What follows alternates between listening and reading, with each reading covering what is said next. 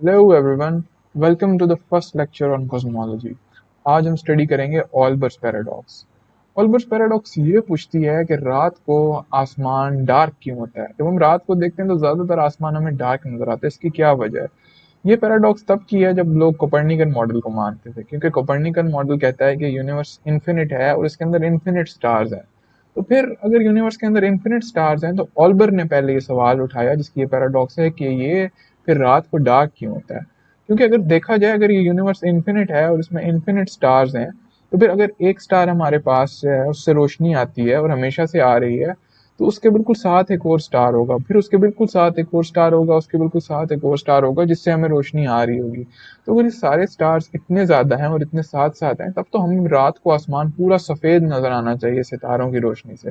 तो फिर स्टार्स की रोशनी हम तक क्यों नहीं पहुंचती अगर ये इन्फिनिट है? तो ये थी ऑल्बर्स पैराडॉक्स, कि रात को आसमान डार्क क्यों होता है अगर हम कोपर्निकन मॉडल मान लें और ये मान लें कि यूनिवर्स का साइज भी इन्फिनिट है, इसमें स्टार्स भी इन्फिनिट हैं और ये है भी हमेशा से। मगर कोपर्निकन मॉडल के इसको जवाब देने के लिए कुछ लोगों ने बहुत से सॉल्यूशंस पेश किए। तो उनमें से जो प्लॉजिबल सॉल्यूशंस हैं वो ये हैं कि हो सकता है यूनिवर्स बेशक इन्फिनिट हो, यानी कोपर्निकन मॉडल फिर भी ठीक हो, मगर जो अमाउंट ऑफ स्टार्स हैं वो फाइनाइट हो। इससे फिर ये होता है कि हम बता तो नहीं सकते कि स्टार्स के अमाउंट फाइनाइट है या इनफाइनाइट है, और जो हमारे मुशाहिदात हमें बताते हैं, ऑब्जर्वेशन हमें बताती है, उससे हमें ये तो कम से कम पता चलता है कि बहुत ही ज्यादा है। इतने ज्यादा हैं कि कम से कम रात को इतना अंधेरा होता है उतना नहीं होना चाहिए, उससे बहुत कम अंधेरा होना चाहिए। दूसरा ये है कि दूसरों ने ये कहा कि लाइट जो है वो डिम हो जाती है स्टार्स से आते आते। ठीक है, इस वजह से रात को अंधेरा होता है, बेशक इन्फिनिट स्टार्स ही क्यों ना हो और इन्फिनिट यूनिवर्स ही क्यों ना हो। लेकिन डिमिंग ऑफ स्टार्स का भी लोगों ने ये वजह दी कि बेशक ये डिम हो जाते हैं मगर फिर भी रात को अंधेरा होना चाहिए, क्योंकि ये इन्फिनिट है। बेशक वो डिम होते जाएं मगर अगर वो इन्फिनिट होंगे तो पीछे से रोशनी आने वाली वो रोशनियां तमाम एक दूसरे की मिला मिलाकर वो हमें रात को फिर भी बहुत ज्यादा रोशनी नजर आनी चाहिए, और इतनी रोशनी हमें नजर नहीं आती। तो इसका जो एक्चुअल सोल्यूशन है ना, जो बल्कि सबसे पहले एक पोएट ने दिया था, वो जो सोल्यूशन है वो ये है कि यूनिवर्स की जो एज है ना वो फाइनाइट है। अगर हम ये मान लेना तो फिर चाहे यूनिवर्स के अंदर इन्फिनिट स्टार्स हो, चाहे यूनिवर्स के अंदर डिम होता हो, तो हम ये एक्सप्लेन कर सकते हैं ऑल्बर्ट पैराडॉक्स को। तो ऐसा है कि अगर यूनिवर्स की एक फाइनाइट एज है ना, लेट्स से कि यूनिवर्स 2 दिन का है, तो अभी हम फर्ज कर लेते हैं, वैसे यूनिवर्स 13.8 बिलियन ईयर्स ओल्ड है, लेकिन हम फर्ज कर लेते हैं कि यूनिवर्स 2 दिन का है। तो जो स्टार हमसे करीब है ना, 2 दिन पहले बन गया स्टार, समझे बन गया, तो जो स्टार हमसे करीब है और 2 दिन पहले बना है, उससे हमें रोशनी आएगी, और जब तक वो रोशनी हम तक नहीं पहुंचेगी हमें तो नहीं पता चलेगा ना कि वो स्टार बना भी है या नहीं बना, वो स्टार वहां है भी या नहीं है। तो अगर वो रोशनी हम तक 2 दिन तक पहुंच जाती है तो हमें वो स्टार नजर आ जाएगा। मगर अगर कोई स्टार हमसे इतना दूर पैदा हुआ है, हमसे पैदा ही इतना दूर हुआ है कि उसकी रोशनी 2 दिन में हम तक पहुंच ही नहीं सकी, तो हमें पता भी नहीं चलेगा कि वो आसमान पर है भी या नहीं है। ये सोल्यूशन है ऑल्बर्ट पैराडॉक्स का। अब अगर हमें पता है कि यूनिवर्स 13.8 बिलियन ईयर ओल्ड है, तो कुछ सितारों की रोशनी अभी तक हमसे सिर्फ इसलिए नहीं पहुंची क्योंकि वो हमसे इतने दूर हैं कि यूनिवर्स की जितनी एज है उसके अंदर भी लाइट इतना ट्रेवल नहीं कर पाई अभी तक कि वो हम तक पहुंच पाए। इसलिए चाहे फाइनाइट स्टार्स हो चाहे इन्फिनिट स्टार्स हो, यूनिवर्स इतना बड़ा है, और अगर इसकी एज फाइनाइट है तो हम ये कह सकते हैं कि जब तक उसकी एज फाइनाइट है तब तक हमेशा कुछ सितारे ऐसे होंगे जो हमसे इतने दूर होंगे कि इतने टाइम में उस उन सितारों की लाइट ही हम तक नहीं पहुंच पाई जितने टाइम में यूनिवर्स पैदा हुआ है। तो ये इसका सोल्यूशन है। तो लोगों ने जो इसका सोल्यूशन दिया और अब हम यही सोल्यूशन इसका मानते होते हैं। इस सोल्यूशन से हमने कंक्लूड ये किया कि जो कोपर्निकन मॉडल है ना, ये रॉन्ग है, एटलीस्ट पार्शियली। कोपर्निकन मॉडल कहता है कि यूनिवर्स इनफाइनाइट है साइज में, इसमें इनफाइनाइट स्टार्स हैं और हमेशा से है। लेकिन हमें अगर हमेशा से यूनिवर्स है तो ऑल्बर्ट्स पैराडॉक्स फिर रहेगी। ऑल्बर्ट्स पैराडॉक्स को सॉल्व करने के लिए हमें ये मानना पड़ता है कि यूनिवर्स हमेशा से नहीं है, बल्कि यूनिवर्स फाइनाइट टाइम में पैदा हुआ है, इसकी फाइनाइट एज है। ये हम इससे कंक्लूड करते हैं, वरना हमें रात को आसमान सफेद नजर आना चाहिए। देखिए कितनी छोटी सी बात से, कितनी छोटी सी पैराडॉक्स से हम इस कंक्लूजन तक पहुंच सकते हैं कि यूनिवर्स हमेशा से नहीं है, बल्कि इसको इसकी एक फाइनाइट एज है। हमें तो अभी ये बात ऑब्वियस लगती है ना, क्योंकि हमें शुरू से बता दिया गया कि 13.8 बिलियन ईयर्स का है। पर लोग अभी कोई 300 साल पहले ही इस नतीजे तक पहुंचे हैं कि यूनिवर्स जो है वो हमेशा से नहीं है, बल्कि ये कभी पैदा हुआ था। पहले लोग समझते थे कि ये हमेशा से था।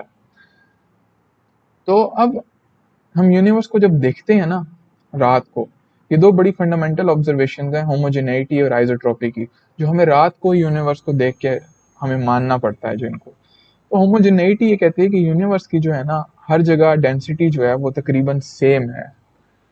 और आइसोट्रॉपी कहती है कि यूनिवर्स हर डायरेक्शन में, तमाम डायरेक्शन में तकरीबन सेम नजर आता है। तो होमोजेनिटी क्या कहती है कि डेंसिटी यूनिवर्स की सेम है हर जगह, और आइसोट्रॉपी कहती है कि यूनिवर्स सेम नजर आता है हर डायरेक्शन में। तो इसकी एग्जांपल आप अपने रात को जब आसमान को देखते हैं उसी से ले सकते हैं। अब देखें, अगर यूनिवर्स में आप रात को निकलें बाहर अपने रूम से और देखें अगर आसमान पर, तो आप देखेंगे कि कुछ सितारे जो है इधर भी, अगर हमें आसमान में एक तरफ हमें जितने सितारे नजर आते हैं, अगर इधर मैं बनाऊं, और दूसरी तरफ जितने सितारे नजर आते हैं उतने ही बड़े पैच पर वो ऑलमोस्ट बराबर होते हैं, है ना। तो इससे ये साबित होता है कि हमारे पास जो यूनिवर्स के अंदर डेंसिटी है वो तकरीबन सेम है। बेशक मुकम्मल तौर पर सेम नहीं है, मगर ये बहुत अच्छी अप्रोक्सीमेशन है कि वो तकरीबन सेम है हर जगह। और जितने बड़े स्केल्स पर हम देखते जाएंगे उतना ज्यादा हमें ये महसूस होता है। देखिए, इधर मैंने बर्ड्स आई व्यू बनाया है यूनिवर्स का, कि अगर हम पूरे यूनिवर्स को बाहर से किसी तरह ऊपर से देख पाए तो इधर से भी हम बता पाएंगे कि यूनिवर्स के अंदर अगर मैं ये पैच बनाऊं तो इसके अंदर जितने सितारे हैं या जो डेंसिटी है इसके अंदर जितनी चीजें हैं, वही अगर मैं इसी के जितना एक और पैच बनाऊं उसके अंदर भी सेम डेंसिटी होगी जितनी दूसरे पैच के अंदर थी। तभी हम मान सकेंगे कि यूनिवर्स जो है वो होमोजीनियस है। और हमें यूनिवर्स को देखने से यही नजर भी आता है कि वो शायद वाकई होमोजीनियस है। दूसरा, हम रात को देखकर ये भी बता सकते हैं कि यूनिवर्स आइसोट्रोपिक है। आइसोट्रोपिक मतलब वो हर डायरेक्शन में सेम नजर आता है, क्योंकि चाहे आप रात को इस डायरेक्शन में देखें, चाहे आप रात को इस डायरेक्शन में देखें, चाहे आप इधर देखें, चाहे आप जिधर भी देखें रात को, आपको यूनिवर्स में हर जगह सितारे ही नजर आएंगे और तकरीबन सेम सेम सितारे नजर आएंगे। जिसकी वजह से हम मानते हैं कि यूनिवर्स तमाम डायरेक्शन में सेम भी नजर आता है। तो ये कुछ अजम्पशंस हैं हमारी यूनिवर्स के बारे में जो हम अपनी डेली लाइफ से भी ले सकते हैं, और हमने सैटेलाइट की जो मेजरमेंट्स हैं और जो बाहर स्पेस में एक्सपेरिमेंट्स किए हैं उनसे भी हमें ये पता चलता है कि वाकई हमारा जो यूनिवर्स है ये होमोजीनियस भी है और आइसोट्रॉपिक भी है। तो कुछ लोग गड़बड़ कर जाते होते हैं इसमें, वो समझते होते हैं कि जो होमोजेनिटी है और जो आइसोट्रॉपी है वो सेम चीजें हैं। तो नहीं है। देखिए, मैं इधर आपको एग्जांपल देता हूँ। आप फर्ज कर लें कि हमारा यूनिवर्स इस तरीके का दिखता होता। अब फर्ज कर लें कि यूनिवर्स कुछ इस तरीके का दिखता होता। तो ऐसा जो यूनिवर्स है ना ये आइसोट्रॉपिक तो है, क्योंकि फर्ज करें अगर आप यहाँ खड़े हैं और आप इधर देखते हैं तब भी आपको उतने ही सितारे और उसी तरीके के सितारे नजर आते हैं जो कि आप इधर देखेंगे या इधर देखेंगे। फर्ज कर लें यूनिवर्स कुछ ऐसा है, बेशक यूनिवर्स ऐसा है नहीं, लेकिन मैंने फर्ज करा दिया है कि यूनिवर्स ऐसा है, यानी कि इसके हमारे इर्द गिर्द रिंग्स बनी हुई हैं और इन रिंग्स के अंदर जो है ना वो स्टार्स हैं। तो अगर यूनिवर्स ऐसा है कि उसके अंदर रिंग के अंदर स्टार्स हो, अगर यूनिवर्स ऐसा हो, अगेन मैं इस बात पे कर रहा हूँ फोर्स कि यूनिवर्स ऐसा नहीं है, ये मैंने खुद एक एग्जांपल बनाई है। तो ऐसा यूनिवर्स जो होगा आइसोट्रॉपिक तो होगा क्योंकि हर डायरेक्शन में सेम लगेगा। मगर ये जो यूनिवर्स होगा इसके अंदर हर जगह डेंसिटी सेम नहीं होगी, क्योंकि देखें अगर मैं इधर पैच बनाता हूँ और इसकी डेंसिटी देखता हूँ तो वो डेंसिटी जो है मुख्तलिफ होगी इस पैच से, क्योंकि ये पैच ज्यादा बड़े सर्कल के अंदर बंद है। तो ये आइसोट्रॉपिक तो है लेकिन होमोजीनियस नहीं है। अब दूसरे वाला यूनिवर्स देखें। अगर तो यूनिवर्स हमारा ऐसा लगता होता, इसको मैं यूनिवर्स 2 कह देता हूँ, अगर हमारा यूनिवर्स ऐसा लगता होता तो ये यूनिवर्स होमोजीनियस तो होता। देखिए, अगर मैं ये पैच बनाऊं, इस पैच के अंदर जितने स्टार्स हैं, अगेन हमारा यानी यूनिवर्स कुछ ऐसा होता कि उसके अंदर स्ट्रिप्स बनी होती और स्ट्रिप्स के अंदर ये जो येलो कलर के स्टार नजर आ रहे हैं इस तरह होता। इस पैच के अंदर जितने स्टार्स हैं उतने ही इसी के जितना अगर मैं एक और पैच बनाऊं उतने भी इसी के अंदर भी हैं। तो जो डेंसिटी है वो दोनों की सेम है, यानी यहाँ से हमें पता चलता है कि सेम डेंसिटी होगी इस तरीके के यूनिवर्स में। मगर आपको साफ पता चल रहा है कि अगर आप इस डायरेक्शन में देखें तो यूनिवर्स कुछ और नजर आएगा, और इस डायरेक्शन में देखें तो यूनिवर्स कुछ और नजर आएगा। यहाँ से अगर आप खड़े होकर देखेंगे तो खाली कोई इतने ज्यादा सितारे नहीं नजर आ रहे, मगर अगर आप यहाँ पर देखेंगे तो सितारों की आपको रोज नजर आएंगी, पहले ये रो फिर ये रो। तो यानी कि ये इन दोनों तरीके का यूनिवर्स नहीं हो सकता। मगर मैं ये बता रहा हूँ, ये जरूरी नहीं है कि अगर आपके पास आइसोट्रॉपी हो तो होमोजेनिटी भी हो, और होमोजेनिटी हो तो आइसोट्रॉपी भी हो। तो ये होमोजीनियस है मगर आइसोट्रोपिक नहीं है। तो ये एक इंपॉर्टेंट पॉइंट है कि इन दोनों में फर्क है। आइसोट्रोपी और होमोजेनिटी जो है ना, वो सिर्फ लार्ज स्केल्स पर होल्ड करती हैं, वो स्मॉल स्केल्स पर होल्ड नहीं करती, बल्कि ये नेचुरल है। अगर आप, मैं जब समझा रहा हूँ तो आप ये सोच भी रहे हो, क्योंकि अगर आप ह्यूमन स्केल्स पर देखें, अगर इधर मैंने ह्यूमन स्केल बनाया, अगर आप ह्यूमन स्केल्स पर देखें तो आपको आपकी बॉडी नजर आती है ना। और आपकी बॉडी में हाथ हैं, आपको बॉडी, आप एक स्टार तो नहीं है ना ही, आप अब बाकी चीजों जैसे लगते हैं। आपके इर्द गिर्द चेयर पड़ी हुई है, किसी और डायरेक्शन में देखेंगे तो आपकी अलमारी पड़ी हुई है, आपके सामने एक लैपटॉप पड़ा हुआ है जिस पर आप ये वीडियो देख रहे हैं, या मोबाइल है। तो ह्यूमन स्केल के ऊपर बिल्कुल होमोजेनिटी और आइसोट्रोपी नहीं है, कहीं ज्यादा डेंसिटी है, कहीं कम डेंसिटी है। तो सोलर सिस्टम के स्केल पर अगर देखें तो दरमियान में सन है, फिर आगे जाके मार्स आता है, फिर वीनस आता है, फिर अर्थ आती है। तो और सोलर सिस्टम की जितनी भी डेंसिटी है वो ज्यादातर सन के अंदर लोकेटेड है। तो अगर हम सोलर सिस्टम तक जूम आउट कर जाए ना, तब भी हमें होमोजेनिटी और आइसोट्रोपी नहीं नजर आती, क्योंकि जो हमारा सोलर सिस्टम है इसके अंदर ज्यादातर डेंसिटी है ही सूरज के अंदर। हम मजीद जूम आउट करके यूनिवर्स को देखते हैं। अगर हम दो गैलेक्सीज के स्केल पर आ जाएं, जैसे ये हमारी मिल्की वे समझ लें और दूसरी एंड्रोमेडा गैलेक्सी समझ लें, तो मिल्की वे और एंड्रोमेडा गैलेक्सी जो है, इन अगर हम इन दोनों के स्केल्स पर भी आ जाएं तो हमें दूर दूर तक कोई गैलेक्सी नहीं नजर आती। तो जितनी भी डेंसिटी है वो मिल्की वे और एंड्रोमेडा के ही दरमियान है, और बहुत दूर तक हमें कोई गैलेक्सी नजर आती। तो इधर भी हमें ना होमोजेनिटी नजर आती है, ना हमें आइसोट्रोपी नजर आती है। अब आप आए गैलेक्सी क्लस्टर्स के स्केल पर, यहाँ हमें होमोजेनिटी और आइसोट्रोपी नजर आती है। ये मैंने गैलेक्सी क्लस्टर्स बनाए हैं, इधर जो आप छोटे छोटे निशान देख पा रहे हैं, ये बहुत सारे गैलेक्सी के झुरमट है, बहुत सारे बंडल्स हैं, क्लस्टर्स हैं गैलेक्सी के।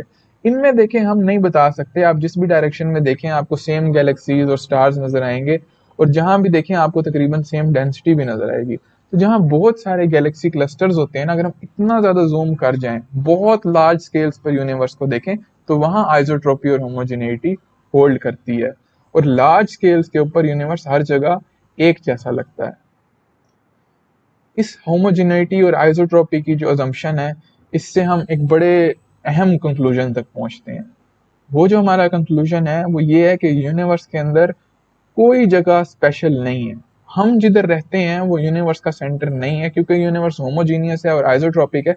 कोई कहीं भी होगा उसको यूनिवर्स लार्ज स्केल्स के ऊपर एक जैसा नजर आएगा, चाहे वो यहाँ हो, चाहे वो मार्स पर हो, फिर चाहे वो किसी और गैलेक्सी एंड्रोमेडा के अंदर हो। कोई भी बंदा कहीं भी होगा, किसी भी गैलेक्सी में होगा, तो उसको यूनिवर्स वैसा ही नजर आएगा जैसा हमें नजर आता है। There is no place in the universe that is special. ये प्रिंसिपल हमें इंतहाई हम्बल भी बनाता है। इस प्रिंसिपल के बकौल कोपर्निकन कॉस्मोलॉजी तो हमने डिस्ट्रॉय कर दिया, अगर हम इस प्रिंसिपल को मान जाएं तो। क्योंकि कोपर्निकन कॉस्मोलॉजी के अंदर सूरज जो है वो सेंटर में होता है, और बाकी यूनिवर्स उसके इर्द गिर्द होता है। पर अगर आइसोट्रोपी होल्ड करती है और होमोजेनिटी होल्ड करती है, यानी कॉस्मोलॉजिकल प्रिंसिपल होल्ड करता है, तो यहाँ से तो हमें पता चल जाएगा कि कोपर्निकन कॉस्मोलॉजी जो है इट्स डिस्ट्रॉयड, क्योंकि यूनिवर्स का कोई सेंटर फिर नहीं बताया जा सकता, क्योंकि यूनिवर्स में कोई प्लेस स्पेशल भी नहीं है। अब हम रेड शिफ्ट की बात करेंगे, क्योंकि हम हबल्स लॉ को समझना चाहते हैं, और हबल्स लॉ में रेड शिफ्ट बहुत अहम किरदार अदा करती है। रेड शिफ्ट क्या है कि जब भी ऐसा होता है ना कि कोई ऑब्जर्वर हमसे दूर मूव कर रहा हो, या कोई बंदा हमसे दूर मूव कर रहा हो किसी रॉकेट शिप पे, और वो कोई लाइट बीम हमें फेंके, तो उसको लगता है कि उसने जो वेवलेंथ एमिट की है ना, हमें उससे ज्यादा लाइट की वेवलेंथ नजर आती है। कम वेवलेंथ वाली लाइट को ब्लू लाइट कहते हैं, और जैसे जैसे लाइट की वेवलेंथ बढ़ती जाती है ना, वो रेड कलर की नजर आने लगती है, इसलिए इस फिनोमेना को रेड शिफ्ट कहते हैं। चलिए हम इस फिनोमेना की थोड़ी डिटेल में स्टडी करते हैं, मगर इसकी मुकम्मल डेरिवेशन जो होगी वो हमारी अपेंडिक्स वीडियोस के अंदर की जाएगी। अब देखिए, अगर एक बंदा है जो एक स्पेसशिप के अंदर है, मगर उसे नहीं पता कि उसकी स्पेसशिप मूव कर रही है, क्योंकि रिलेटिविटी कहती है कि हर बंदा जो कांस्टेंट वेलोसिटी से मूव कर रहा होता है उसको लगता है कि वो रेस्ट पर है। वो अपनी स्पेसशिप के अंदर लाइट एमिट करता है, और उसकी जो वेवलेंथ होती है वो हमने इधर ग्रीन में lambda e m emitted wavelength से शो की है। ये जो लाइट एमिट करता है इसको उसकी खास वेवलेंथ नजर आती है, इसको हम कहेंगे एमिटर्स फ्रेम के अंदर लाइट की जो वेवलेंथ है वो लैम्डा ई एम है। पर अर्थ पे खड़े हुए होंगे हम, क्योंकि अर्थ पर हम खड़े हुए होते हैं तो हम अर्थ ऑब्जर्वर से डील करते हैं। हम इस ऑब्जेक्ट को देखते हैं, इस बंदे को देखते हैं कि अपनी रॉकेट शिप में बैठा था, यहाँ से इसने बेशक लाइट बीम छोड़ना शुरू की थी, पर वो फिर किसी वेलोसिटी v से मूव करता हुआ, जो कि रिलेटिव वेलोसिटी है with respect to the earth, उससे मूव करता हुआ पीछे चला गया, रिसेस कर रहा है वो ऑब्जर्वर। अब क्या है कि हमें जो इस ऑब्जर्वर की लाइट बीम की वेवलेंथ नजर आएगी ना, वो ज्यादा लंबी नजर आएगी, क्योंकि ये लाइट बीम भेजता भेजता खुद भी पीछे जा रहा था ना। तो कुछ इस तरीके से सोच सकते हैं कि हमें लाइट बीम स्ट्रेच हुई नजर आएगी। तो हम जो इस लाइट बीम की वेवलेंथ ऑब्जर्व करेंगे ना, वो होगी ऑब्जर्व्ड वेवलेंथ। अगर वैसे किसी को ये भी नहीं पता कि वेवलेंथ क्या होती है, तो वो एक टॉप पॉइंट से वेव के क्रेस्ट से दूसरे टॉप पॉइंट या क्रेस्ट का जो डिस्टेंस होता है वो होती है। तो ये स्टॉप पॉइंट से स्टॉप पॉइंट तक ये हमारी ऑब्जर्व वेवलेंथ है, और ऊपर देखेंगे स्टॉप पॉइंट से स्टॉप पॉइंट तक हमारी एमिटेड वेवलेंथ है। तो बहरहाल जो अर्थ ऑब्जर्वर ऑब्जर्व करेगा वेवलेंथ, वो एमिटेड वेवलेंथ नहीं होगी, बल्कि वो खिंची हुई होगी, वो ज्यादा लंबी वेवलेंथ होगी, वो ऑब्जर्व्ड वेवलेंथ होगी। ठीक है। और वो क्यों होगी? क्योंकि हमें लग रहा है कि जो ऑब्जर्वर है, रॉकेट शिप वाला जो एमिटर है, वो वी वेलोसिटी से हमसे दूर मूव कर रहा है। तो इसका फॉर्मूला डिराइव किया जा सकता है, वो मैं अपेंडिक्स वीडियोस में करूंगा। इसका जो फॉर्मूला है वो उसको जी से डिनोट किया जाता है, रेड शिफ्ट को। इसका फॉर्मूला है वी ओवर सी, यानी इसके अंदर जो चेंज है वो हम वी ओवर सी से फाइंड कर सकते हैं। अगेन वी वो रिलेटिव वेलोसिटी जिससे वो रॉकेट शिप मूव कर रही है, क्योंकि हम लाइट की रेड शिफ्ट का जिक्र कर रहे हैं, तो नीचे हमारे पास सी जो है वो लाइट की स्पीड सी को शो कर रहा है, क्योंकि 3 × 10⁸ मीटर्स पर सेकेंड होती है। तो आगे ये बराबर है lambda observe minus lambda emitted divided by lambda emitted. अगर किसी ने कभी भी कोई एक्सपेरिमेंट किया है तो ये फ्रैक्शनल एरर का फॉर्मूला है, यानी जो हम ऑब्जर्व करते हैं उसमें से फिर हम एक्चुअल माइनस कर देते हैं, डिवाइड भी कर देते हैं एक्चुअल को। तो ये हमें बता रहा है कि कितनी हम जो मेजर कर रहे हैं, ऑब्जर्व कर रहे हैं वेवलेंथ, उससे कितना फर्क पड़ रहा है जो कि एमिटर ने असल में एमिट की है उससे, इसकी डॉपलर शिफ्ट की वजह से, इसके हमसे दूर जाने की वजह से।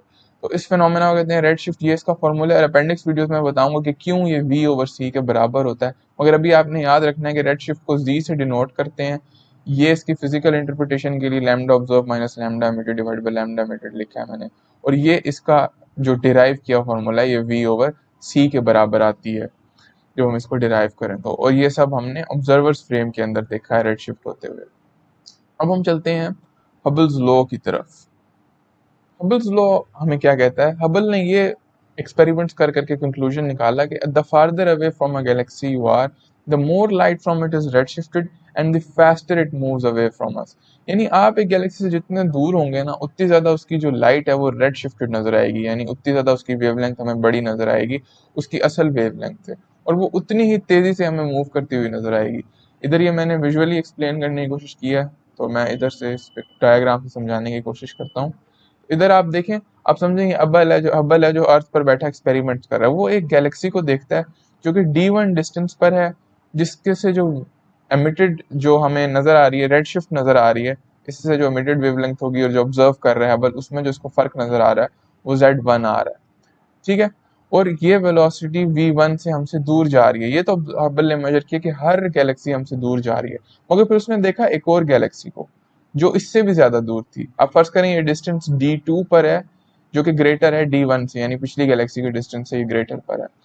तो क्या है कि हबल ने जब इसकी मेजर की रेड शिफ्ट, तो उसको नजर आया कि इसकी रेड शिफ्ट भी ग्रेटर है पिछली गैलेक्सी की रेड शिफ्ट से, जो कि d1 डिस्टेंस पर थी।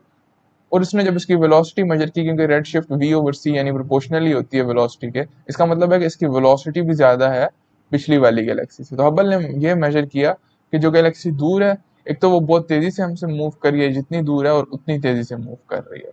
तो अब हबल ने इसका जब ग्राफ बनाया, हबल ने देखा कि जो रेड शिफ्ट है, और उसने डिस्टेंस का ग्राफ बनाया, तो उसने देखा कि काफी स्ट्रेट लाइन ग्राफ है। इसका मतलब है कि जो रेड शिफ्ट और डिस्टेंस है वो आपस में डायरेक्टली प्रोपोर्शनल है। हबल ने ऐसा ग्राफ बनाया। अब इससे हम एक हबल्स लॉ निकाल सकते हैं, जो कि कॉस्मोलॉजी का बहुत इंपॉर्टेंट लॉ है। अच्छा, तो हबल ने निकाला कि z is directly proportional to d, जो कि इस ग्राफ को देख के हमें बड़े आराम से पता चल जाता है कि लीनियर रिलेशन है। और ये ग्राफ हबल ने एक्सपेरिमेंटली निकाला। तो उसने जब डायरेक्टली इस प्रोपोर्शनैलिटी कांस्टेंट को निकालने की कोशिश की, वो आया h नॉट ओवर c के बराबर, जो कि इसकी स्लोप निकाल कर भी देखा जा सकता है। तो प्रोपोर्शनैलिटी कांस्टेंट से बस h नॉट ओवर c पर आया। h नॉट क्या है इसके बारे में भी हम डिटेल में बात करते हैं। इसके बाद अगर मैं इस फॉर्मूला के अंदर z is equal to v over c put कर दूं, जो कि पीछे हम देख कर आए हैं कि रेड शिफ्ट का फॉर्मूला है, तो मेरे पास ये इक्वेशन आ जाती है। यानी इक्वेशन ए के अंदर मैं v ओवर c पुट कर दूं z की जगह, तो यहाँ पर हमारे पास क्या होगा कि c जो है वो c से कैंसिल हो जाएगा और हमारे पास हबल के लॉ की फेमस फॉर्म हो जाती है v is equals to H naught d, यानी जितनी दूर एक गैलेक्सी है उतनी ज्यादा उसकी वेलोसिटी है, और एच नॉट जो है ये हबल्स कांस्टेंट है, और इस फॉर्मूला को कि v equals H naught D हबल्स law कहा जाता है। अगेन ये वेलोसिटी किसकी है, गैलेक्सीज की है, और डिस्टेंस भी किसका है, जो उसने एक गैलेक्सी से आपस में मेजर किया है, जितनी दूर एक गैलेक्सी है उतनी ज्यादा उसकी वेलोसिटी है। अब हबल्स कांस्टेंट क्या है, हबल्स कांस्टेंट की वैल्यू आती है H naught is equal to 70 kilometre per second per megaparsec. ये एक बड़े अजीब किस्म के यूनिट्स हैं, इन यूनिट्स पर अभी हम बात करते हैं, मगर हम अगर एसआई यूनिट्स में देखें तो एसआई यूनिट्स इसके पर सेकंड के हैं, यानी सेकंड इनवर्स के इसके यूनिट है, जो आप इस फॉर्मूले से भी देख सकते हैं, क्योंकि वेलोसिटी के यूनिट्स होते हैं मीटर्स पर सेकंड, हबल जो डिस्टेंस होता है उसके यूनिट्स होते हैं मीटर्स में, तो हमारे पास हबल कांस्टेंट के आ जाते हैं। अगर मैं इधर साइड पर ही डेरिवेशन करूँ तो वेलोसिटी के मीटर्स पर सेकंड होते हैं, हबल कांस्टेंट के हमने निकालने हैं, इधर मैं इसको इसके यूनिट्स को ऐसे ब्रैकेट में लिख देता हूँ, और डिस्टेंस होता है मीटर के, तो मीटर से मीटर अगर हम काट दें तो हमारे पास हबल कांस्टेंट के यूनिट्स आ जाते हैं पर सेकंड के।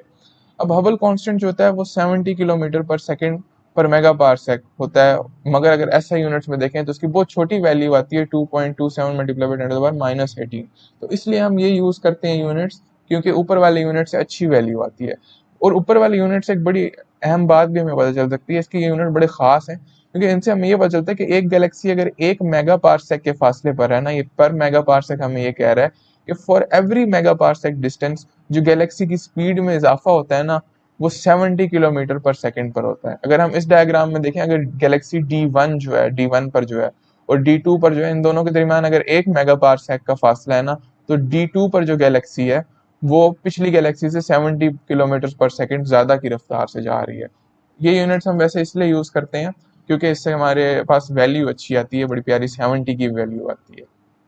तो हबल्स लॉ से हम कंक्लूजन्स क्या निकाल सकते हैं, बहुत इंपॉर्टेंट कंक्लूजन्स हम निकाल सकते हैं। बिग बैंग भी हबल्स लॉ की कंक्लूजन है। जब हबल ने देखा कि बहुत सारी गैलेक्सीज एक दूसरे से दूर जा रही हैं, हम जिस जिस गैलेक्सी को देखें वो हमसे दूर जा रही है, तो इससे हबल ने ये कंक्लूजन निकाला कि यूनिवर्स एक्सपैंड कर रहा है। आइंस्टाइन भी बड़ा हैरान हुआ था ये कंक्लूजन देखे, क्योंकि वो समझता था कि यूनिवर्स साकित खड़ा हुआ है, बिल्कुल स्टिल खड़ा हुआ है यूनिवर्स, कुछ भी मूव नहीं कर रहा। लेकिन हबल ने निकाला कि जो यूनिवर्स है हमारा ये एक्चुअली एक्सपैंड कर रहा है, हबल्स लॉ से हमें पता चलता है, उसने तो नहीं निकाला, इसकी इम्प्लीकेशन ये बनती है। दूसरी बिग बैंग की इम्प्लीकेशन बनती है कि अगर आज गैलेक्सीज सारी एक दूसरे से दूर जा रही हैं, इसका मतलब है कि टाइम में पहले वो एक दूसरे के करीब थी कभी ना कभी, और कभी इतनी करीब थी कि वो बिल्कुल गैलेक्सी के सूप की शक्ल में थी, जिसको हम फिर T=0 कहते हैं, जिस पर बिग बैंग सिंगुलैरिटी भी हुई। तो यहाँ से हमें बिग बैंग का जो ऑब्जर्वेशन है या डिडक्शन है, वो बिग बैंग की डिडक्शन भी हम यहाँ से निकाल सकते हैं। देखें, एक सिंपल से लॉ से इतनी इतनी ज्यादा प्रोफाउंड कंक्लूजन हम निकाल सकते हैं। दूसरा ये कि हम इससे क्या कर सकते हैं, एज ऑफ द यूनिवर्स भी निकाल सकते हैं। जी हाँ, हबल्स लॉ से हम एज ऑफ द यूनिवर्स मालूम कर सकते हैं, क्योंकि आप फर्ज करें कि दो गैलेक्सीज T=0 पर अगर एक दूसरे के बिल्कुल साथ हैं, और वो कांस्टेंट वेलोसिटी से, हम कांस्टेंट वेलोसिटी मॉडल चलने लगाते हैं, और वो कांस्टेंट वेलोसिटी से एक दूसरे से दूर जाती जाती हैं, जाती जाती हैं, और आज जो जो एज है यूनिवर्स की, उस टाइम तक वो एक दूसरे से दूर जाती गई, और वो अब आज डी डिस्टेंस पर है। तो यानी उस वक्त से लेकर आज तक जो टाइम गुजरा है वो T0 है ना, क्योंकि उस टाइम T=0 था, आज T= हम फर्ज कर लेते हैं T0 है, हमें नहीं पता यूनिवर्स की एज क्या है, क्योंकि यूनिवर्स की एज जितना टाइम गुजरा है ना बिग बैंग से लेकर आज तक, और आज तक जो उसका डिस्टेंस है गैलेक्सीज का, वो डी के बराबर है। हम कहते हैं कि वेलोसिटी ऑफ गैलेक्सी 2 जो है, इसको मैं गैलेक्सी 2 कह रहा हूँ, वो गैलेक्सी 1 के रिलेटिव वी है। तो इधर से हम बड़ा आराम कांस्टेंट वेलोसिटी मॉडल यूज करते हैं कि D=V T0। आज जो यूनिवर्स की एज है, क्योंकि उन्होंने इस टाइम तक ट्रेवल किया है, मल्टीप्लाइड बाय जिस वेलोसिटी से, जिस रिलेटिव वेलोसिटी से उन्होंने ट्रेवल किया है, ये बराबर होगा उस डिस्टेंस के जो उनका आज आपस में है। मगर हबल्स लॉ तो ये कहता है कि जो दो गैलेक्सीज के दरमियान आज डिस्टेंस है, उसको अगर हम मल्टीप्लाई कर दें हबल्स कांस्टेंट से, तो वो v के बराबर होता है। बड़ा सिंपल सा हबल्स लॉ है। अगर मैं हबल्स लॉ को अब हमारे कांस्टेंट वेलोसिटी मॉडल के अंदर, वेलोसिटी के अंदर पुट कर दूं, तो हमारे पास यहाँ वेलोसिटी की जगह क्या आ जाता है, h0d आ जाता है। तो यहाँ क्या होगा, d से कैंसिल हो जाएगा, ये वाला d इस वाले d से कैंसिल हो जाएगा, और हमारे पास टी नॉट इससे क्या आ जाएगा 1/h0 के बराबर। h0 को मैं दूसरी साइड पर ले जाऊंगा। इधर अगर आप h0 की वैल्यू 2.27 मल्टीप्लाई बाई 10⁻18 डाल दें तो हमारे पास जो आंसर आता है ना ये 14 बिलियन ईयर आता है। ये क्रूड अप्रोक्सीमेशन है, एक अच्छी अप्रोक्सीमेशन में रिजल्ट तो बहुत अच्छा आया है, मगर जो हमने मॉडल यूज किया ना वो एक अच्छा अप्रोक्सीमेट मॉडल नहीं है हमारे यूनिवर्स के लिए। क्योंकि एक तो ये कि हमने ये अज्यूम किया कि ये गैलेक्सीज बिग बैंग के टाइम पर भी इसी हालत में ही थी जिस हालत में ये है, हालांकि पहले ये सूप की हालत में थी। दूसरा हमने ये किया है कि यूनिवर्स कॉन्स्टेंटली फैल रहा है, हालांकि अब हमें जानते हैं कि यूनिवर्स एक्सेलरेट भी किया, कभी ये आहिस्ता से फैल रहा था एक वक्त में, फिर एक वक्त में बहुत तेजी से फैलना शुरू हुआ, फिर अब बहुत ही ज्यादा तेजी से फैल रहा है। तो यूनिवर्स की जो वेलोसिटी है फैलने की वो कभी सेम नहीं रही है तारीख में।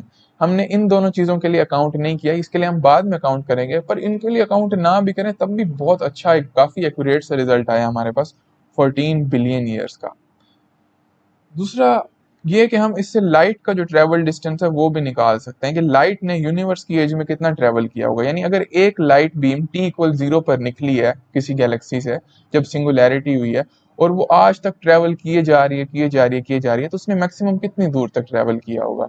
तो हम अगेन वही मॉडल लगा सकते हैं, d=vt। v की जगह हम c पुट कर दें क्योंकि लाइट ट्रेवल कर रही है, लाइट हमेशा c=3 × 10⁸ मीटर्स पर सेकंड की स्पीड से ट्रेवल करती है। और हम डिस्टेंस अगर निकालें जो लाइट ने 14 बिलियन ईयर्स में तय किया होगा तो वो 4300 मेगा पारसेक के बराबर आता है। काफी काफी बड़ा डिस्टेंस है, लेकिन इससे ये कंक्लूड कर सकते हैं हम कि जो सितारा हमसे 4300 मेगा पारसेक से भी ज्यादा दूर है ना, उस सितारे को हम देख नहीं सकते।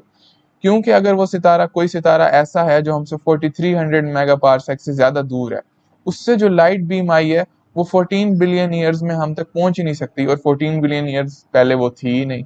तो अगर हम इस तरफ देखेंगे आसमान में उस सितारे की तरफ देख भी रहे होंगे तो हम कहेंगे there is no star I guess, क्योंकि वो सितारा अभी हमें नजर ही नहीं आया, उस सितारे की रोशनी अभी तक हम तक पहुंची ही नहीं है, अभी पहुंच रही है। दूसरा जो अटेंटिव व्यूअर्स हैं वो ये सवाल कर सकते हैं कि क्या हबल्स लॉ जो है वो कॉस्मोलॉजिकल प्रिंसिपल को कॉन्ट्रडिक्ट करता है।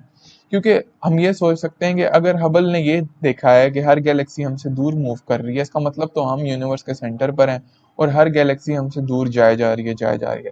तो ये सवाल हो सकता है कि हमारी, इसका मतलब यूनिवर्स के अंदर स्पेशल पोजीशन है, एक ऐसी पोजीशन है जिससे हर चीज दूर भागती है।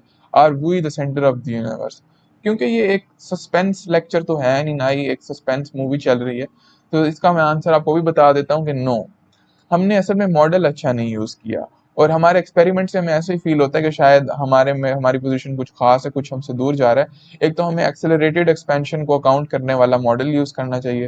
दूसरी ये कि हर चीज दूसरी चीज से दूर मूव कर रही है, हर गैलेक्सी जो एक दूसरे से दूर है वो दूर मूव की जाए। इसको हम ऐसे देख सकते हैं कि अगर एक स्फीयर के सरफेस के ऊपर हम हमारी गैलेक्सीज पड़ी हो, स्फीयर के सरफेस के ऊपर, 2 डायमेंशनल स्फीयर के सरफेस के ऊपर, और वो स्फीयर फैले जा रहा हो, तो आप देख सकते हैं हर गैलेक्सी दूसरी गैलेक्सी से दूर जाएगी without their being a centre.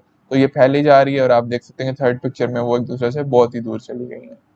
तो अब हम एक बेहतर मैथमेटिकल मॉडल बनाने की कोशिश करते हैं बिग बैंग का। अब ना हमें मैथमेटिकल मॉडल बनाना है एक्सपेंशन का जो कि बेहतर हो। किस तरह से बेहतर हो कि वो ये चीजें टेक इनटू अकाउंट करे कि वो यूनिवर्स के एक्सेलरेशन का ख्याल रखे कि यूनिवर्स शुरू से एक ही स्पीड से नहीं फैल रहा था, कांस्टेंट स्पीड से, बल्कि वो एक्सेलरेट कर रहा था। कभी वो तेजी से फैल रहा था, कभी आहिस्ता से फैल रहा था, कभी बहुत तेजी से फैल रहा था। इस बात का भी हम ख्याल रख सकें, यानी उसका कभी साइज कुछ था, कभी कुछ था, कभी कुछ था। और इस बात का भी हम ख्याल रख सके कि वो कॉस्मोलॉजिकल प्रिंसिपल को फॉलो करता है, यानी कोई भी प्लेस स्पेशल नहीं कहता। तो ये मॉडल हम कुछ ऐसे बनाएंगे, हमें अपनी यूनिवर्स को कुछ इस तरीके से इमेजिन करना चाहिए कि फर्ज करें टाइम t=t0 पर जो गैलेक्सीज के दरमियान डिस्टेंस है वो 1 और 3 के दरमियान जो डिस्टेंस है वो 1r13 से डिनोट किया हुआ है।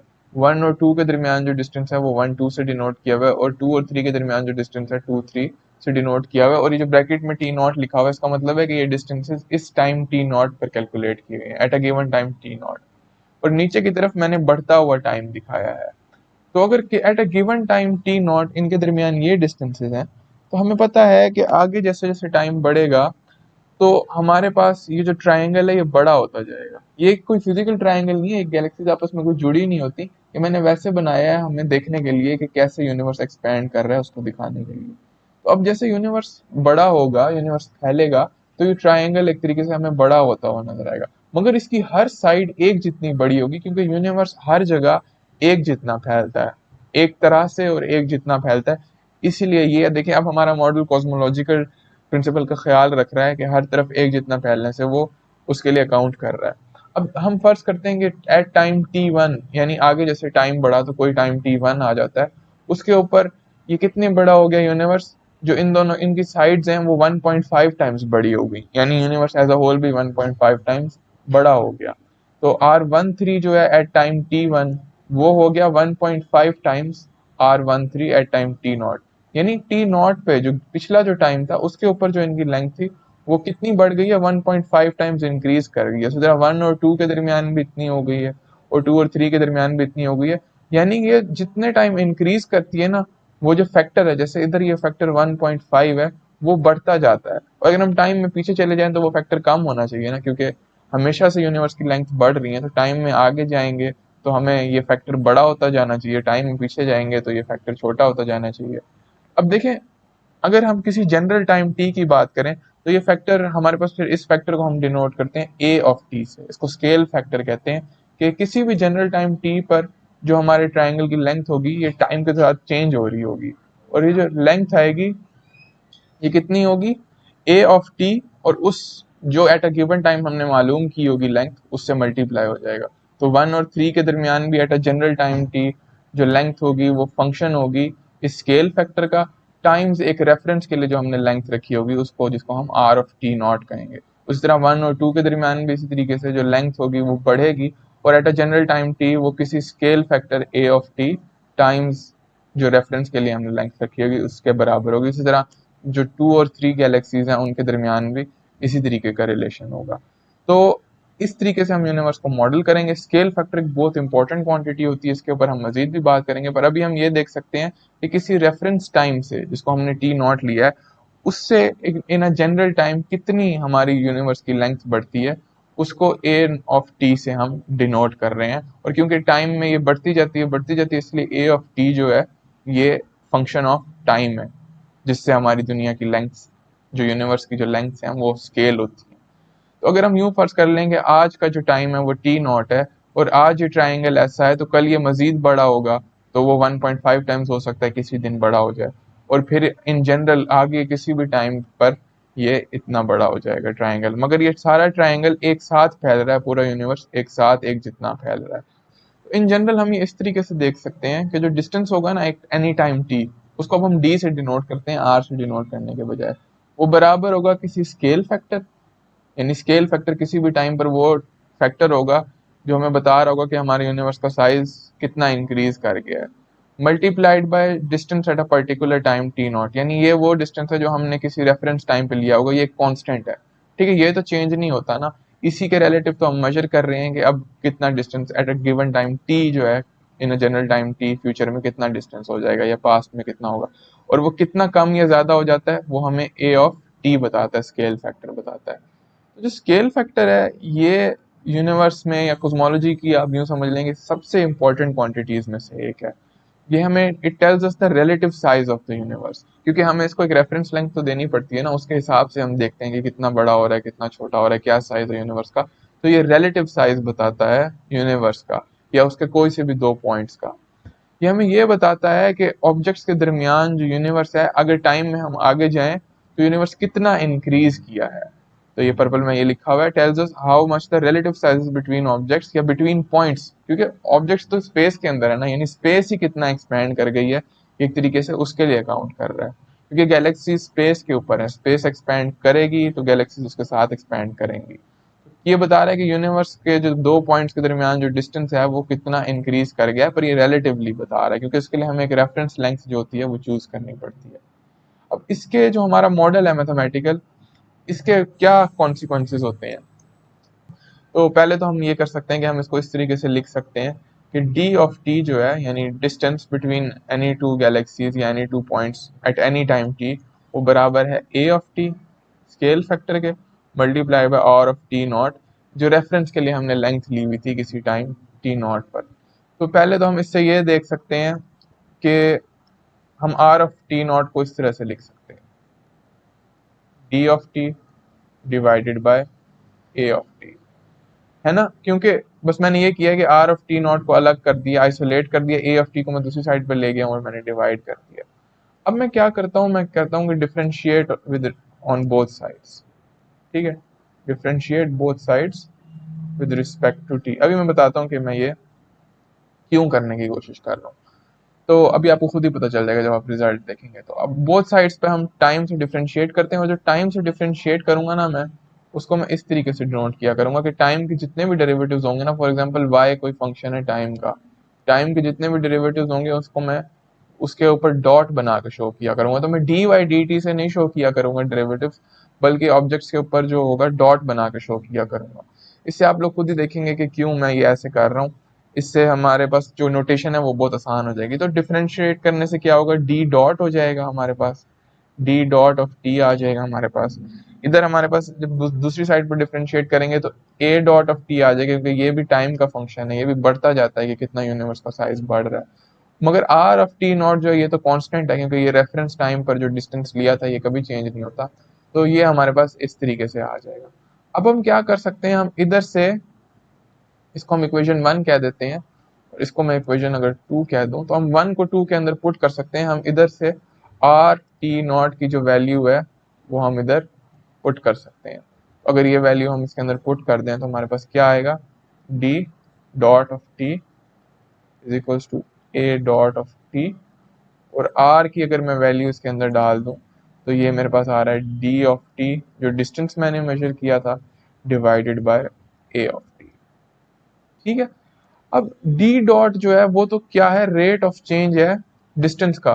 तो ये हमारी वेलोसिटी ना हुई गैलेक्सीज के दरमियान की, तो क्यों ना मैं इसे गैलेक्सीज के दरमियान की वेलोसिटी ही लिख लूं आगे से। तो डी और डॉट ऑफ टी को मैं लिख रहा हूँ वेलोसिटी के जरिए, क्योंकि rate of change of distance velocity होता है ना, अगर हम एक ही डायरेक्शन से ले रहे हैं तो यहाँ पर अब मैं दूसरी तरफ क्या कर रहा हूँ, मैं ए डॉट ऑफ टी यानी ए का derivative divided by A T, इनको मैं साथ साथ लिख रहा हूँ। ठीक है, यानी क्योंकि मैंने जब r of T naught put किया तो मेरे पास ये ऑब्जेक्ट आ गया था। अब मैं ए ऑफ टी को इधर इसके नीचे लेकर जा रहा हूँ, बस इसको बेहतर तरीके से लिखने के लिए, और मैं इसको ऐसे लिख रहा हूँ। अब हम क्या करते हैं, डिफाइन कर देते हैं कि ए dot of T divided by A of T जो है ये किस चीज के बराबर है, इसको हम एच ऑफ टी कह देते हैं। ये कोई टाइम का फंक्शन है ना, पर अजीब सा लग रहा है, इसलिए हम इसको एच ऑफ टी का नाम दे देते हैं। इसको मैंने एच ऑफ टी का नाम दे दिया, तो ये हमारी इक्वेशन बन जाएगी डी ऑफ टी। यानी ये बता रही है कि किसी भी टाइम पर जो वेलोसिटी है वो कोई फंक्शन होता है टाइम का, उसको हम मल्टीप्लाई कर देते हैं किसी भी टाइम पर जो हमें डिस्टेंस नजर आ रहा है। इस एच ऑफ टी को कहते होते हैं हबल्स पैरामीटर।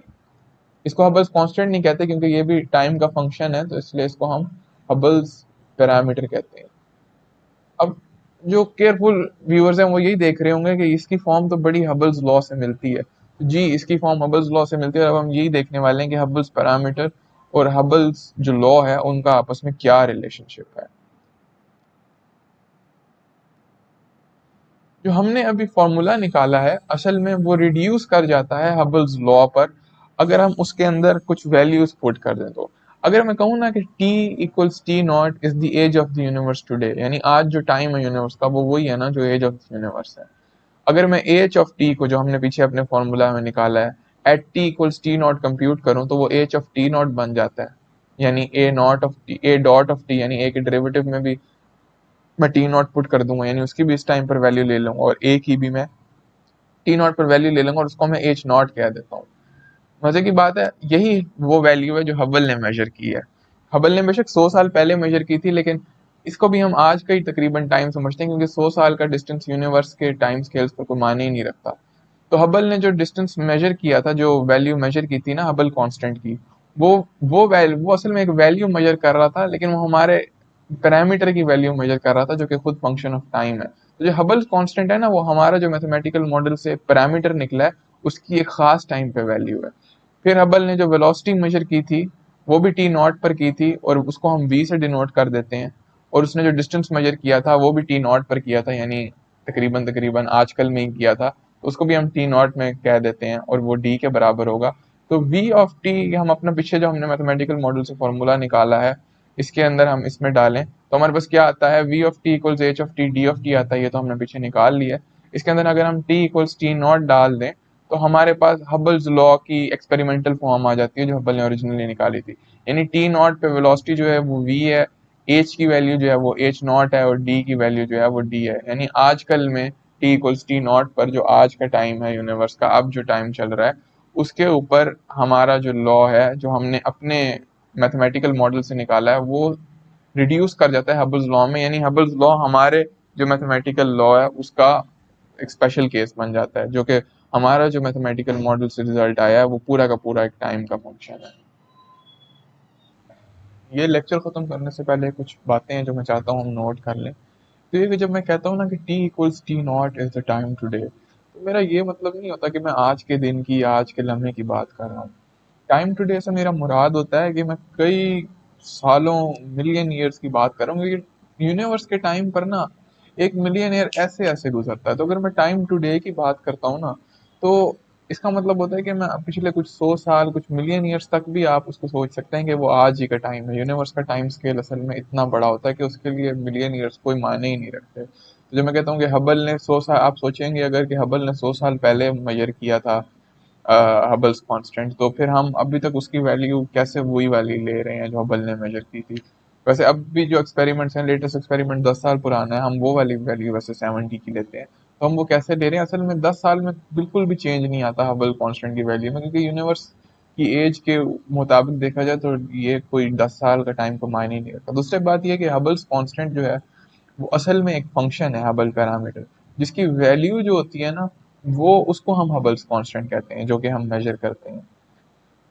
और एक और इम्पोर्टेंट बात ये है कि ए ऑफ टी जो है वो हमारा स्केल फैक्टर होता है, जिसको हम ना आजकल के टाइम पर यानी टी इक्वल्स टी नॉट पर 1 के बराबर ले लेते हैं, हम अपनी सहूलत के लिए लेते हैं। तो यानी अगर हम कोई कैलकुलेशन करते हैं, फर्ज करें हम आगे जाके इस स्केल फैक्टर के साथ कैलकुलेशन करेंगे और कैलकुलेशन में हमारे पास ए ऑफ टी 3 के बराबर आ जाता है। इसका मतलब ये है कि हम यूनिवर्स को इस तरीके से देख रहे हैं कि जब वो 3 टाइम्स होगा हमारे आज के यूनिवर्स के साइज के, यानी आज से 3 गुना जब बड़ा होगा, यानी हम फ्यूचर में देख रहे हैं ए ऑफ टी की वैल्यू। और अगर ए ऑफ टी की वैल्यू 1 से छोटी आती है, इसका मतलब हम पास्ट में देख रहे हैं, क्योंकि ए ऑफ टी वो स्केल होता है जिससे हमारी कोई भी लेंथ, रेफरेंस लेंथ मल्टीप्लाई हो जाती है। तो आप ऐसे समझ सकते हैं कि ये बता रहा है कि हम ए ऑफ टी की वैल्यू अगर किसी टाइम टी पर 1/3 आती है, इसका मतलब ये है कि हम ए ऑफ टी को ऐसे किसी टाइम पर मेजर कर रहे हैं जब यूनिवर्स 1/3 साइज का था। तो ये कुछ इंपॉर्टेंट बातें थी या कुछ कंफ्यूजन थी जो मैंने समझा व्यूअर को आ सकती हैं, तो मैं वो उनको डील कर रहा हूँ। दूसरा ये है कि अगले लेक्चर में हम देखेंगे कि यूनिवर्स किन चीज़ों से मिलकर बना है, किन पार्टिकल से मिलकर बना है, और फिर देखेंगे कि CMB का जो फिनोमेना है वो हमें कैसे मिला, और CMB सबसे बड़ा सबूत है बिग बैंग का। तो अगले लेक्चर में फिर मिलते हैं। Thank you so much for watching.